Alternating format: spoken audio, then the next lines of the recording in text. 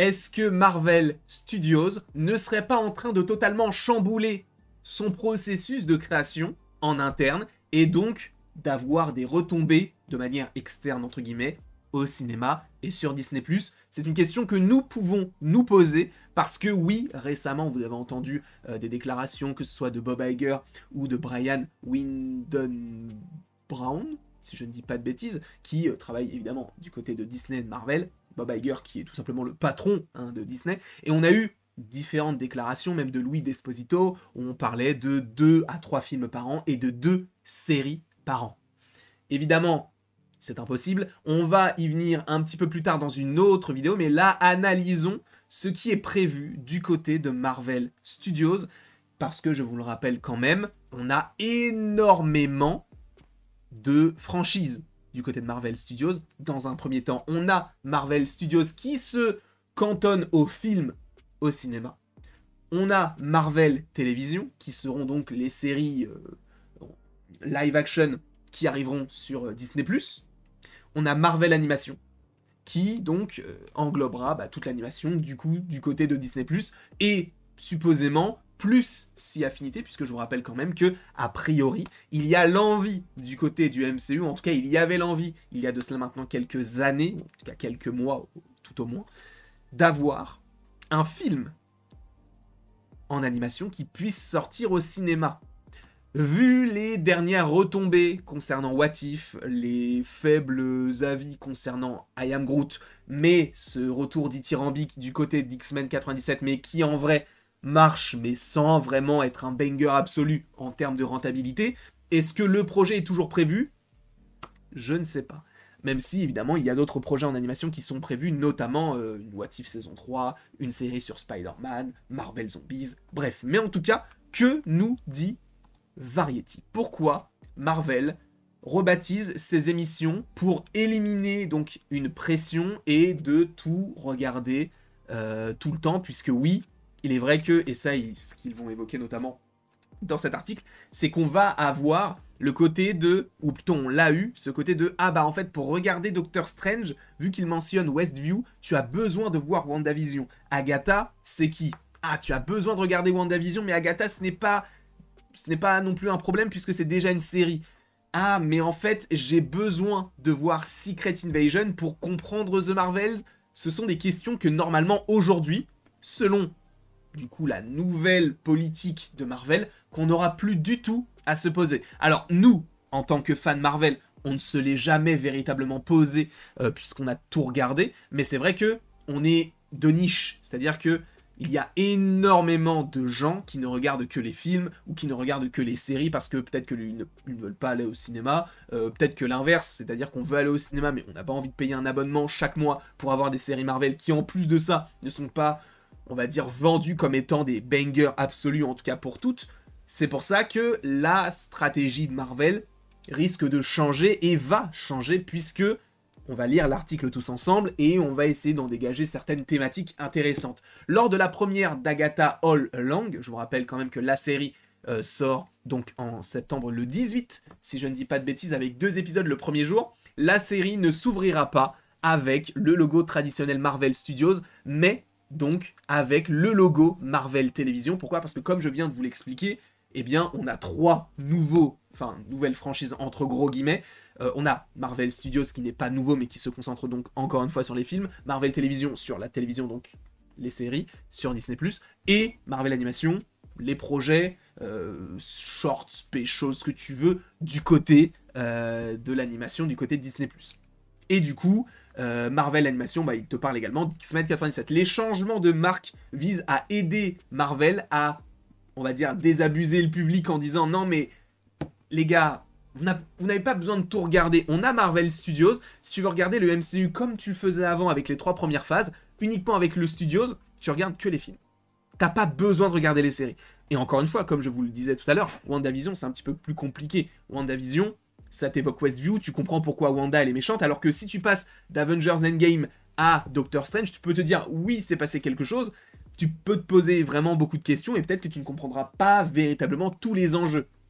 Il y avait beaucoup de pression après Avengers Endgame sur le public pour qu'ils se sentent obligés de tout regarder absolument pour pouvoir regarder n'importe quoi. Donc, explique Brad Winderbaum, pardon, excusez-moi du coup, responsable du streaming, de la télévision et de l'animation chez Marvel. D'ailleurs, lui, il a fait pas mal de déclarations récemment, notamment concernant Your Friendly Neighborhood Spider-Man, en précisant que oui, ça devrait bel et bien arriver. Il a même précisé que le prochain projet d'animation qu'on aura du côté de Disney+, ce sera What If saison 3.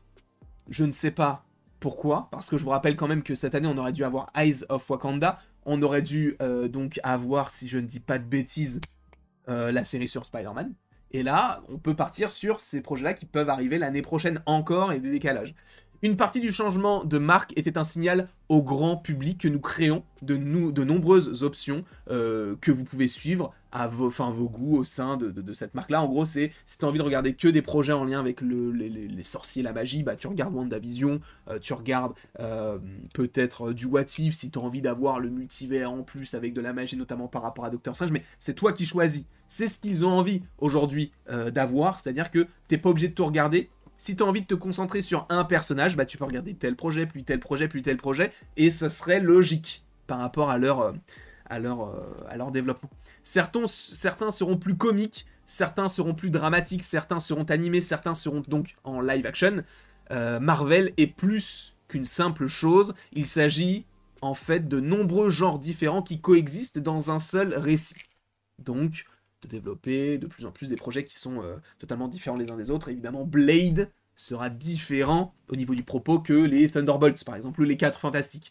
Lorsque Marvel Studios s'est lancé pour la première fois dans le streaming, Feige donc a tenu à noter que les émissions faisaient partie de l'univers cinématographique Marvel. Justement, là, il te parle de WandaVision, en te disant que bah, si t'as pas vu WandaVision, tu aurais difficilement énormément de compréhension concernant Doctor Strange, et pareil pour The Marvels, puisque bah, t'as quand même Monica Rambeau, tu ne sais pas d'où elle sort, c'est un peu compliqué, sachant qu'elle a eu ses pouvoirs dans WandaVision.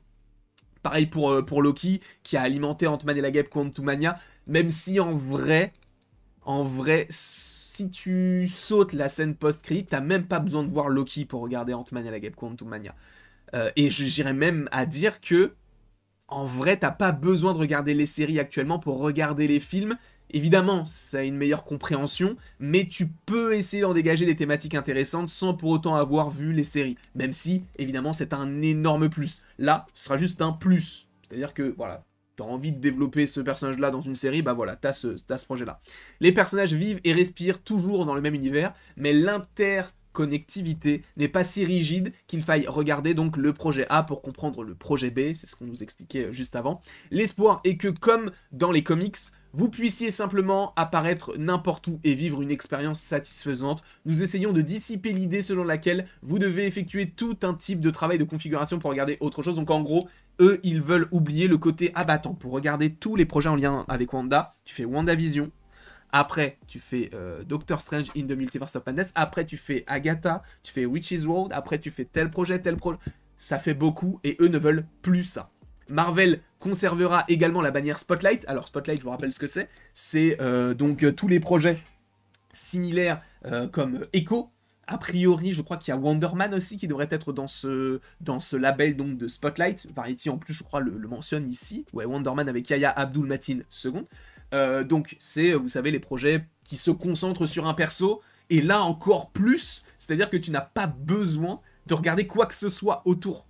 C'est-à-dire que, juste si tu as envie de regarder Echo, tu regardes Echo. Évidemment, si tu as eu des connaissances avant sur tel ou tel perso, parce qu'il y a quand même le Caïd, il y a Daredevil et tout, tu peux regarder tout ça. Mais t'as pas besoin de les regarder avant. C'est le principe même de Spotlight, sachant que dans le premier épisode d'Echo, on a quand même pas mal de moments de la série de Hawkeye. Donc, voilà. Les fans avec des yeux très très précis ont remarqué pour la première fois le changement de nom Marvel Television lors de la présentation du coup Upfront. Ça a été le cas du coup pour Agatha All Along, Ironheart et Daredevil Born Again.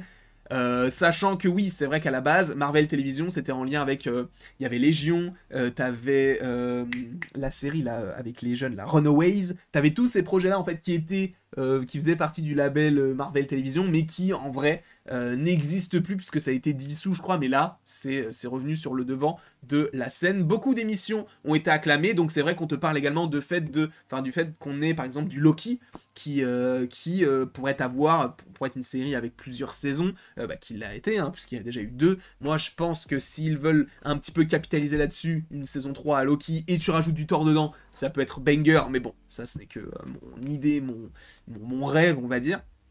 Mais ils ont l'envie de développer peut-être des séries sur plusieurs années avec plusieurs saisons. On sait que c'est le cas pour X-Men 97, on sait que c'est le cas a priori pour des séries comme Hawkeye, pour des séries comme Miss Marvel, donc pourquoi pas. Il y a 2 ans, nous étions en train d'adapter notre processus, passant d'une approche consistant à remplir le service le plus rapidement possible, quoi qu'il arrive, à une approche plus réfléchie. Donc, en gros, ça veut dire, avant Bob Iger, bon, on faisait n'importe quoi, depuis qu'il est revenu, c'est on limite et on fait des choses bien. J'aime beaucoup l'idée de 2 spectacles par an, donc de 2 séries par an, surtout parce que nous développons plus que nous ne produisons. Et ça, c'est intéressant. Nous avions l'habitude de traiter les séries comme des longs métrages dans lesquels nous allons faire une série, et c'est tout. Nous allons atteindre une date de sortie, et que ce soit en enfer ou en marée. En gros, c'est que aujourd'hui, on va partir du principe qu'on va avoir cette date-là, qui est l'enfer ou du coup une marée haute, en fait, qu'on soit dans les pires endroits possibles, on va réussir à faire ce qu'on veut, parce que là, il y aura beaucoup moins de projets, et donc on pourra plus se concentrer sur ce genre de choses. Eh bien, c'est difficile à faire pour un long métrage de 2 heures, et c'est encore plus difficile à faire 6, 7, 8, 9 heures, donc pour une série. Nous avons donc désormais une approche plus traditionnelle, donc de ne plus véritablement connecter trop, parce que ça sera quand même connecté, ça reste un univers étendu, mais ne plus trop connecter les séries avec les films. Je ne sais pas ce que vous en pensez, n'hésitez évidemment pas à me dire votre ressenti en commentaire. Moi, encore une fois, je pense que ça sera plus une vidéo sur les séries en particulier, mais c'est impossible. Ils ne peuvent pas faire ce qu'ils ont prévu de faire avec les 2 séries par an, c'est impossible. Et vous allez voir que on va en faire une vidéo juste après. C'est impossible. Bref, en tout cas, je vous remercie beaucoup d'avoir été présent devant cette vidéo. N'hésitez pas à l'aimer, à la partager, à la commenter, à vous abonner si ce n'est pas déjà le cas. Et après tout ceci, il ne me reste donc plus qu'à vous dire à la prochaine pour la prochaine. Et encore une fois, merci beaucoup à vous. Et bah les gars, c'est parti pour une nouvelle phase de vidéo, quoi. Ça va être sympa.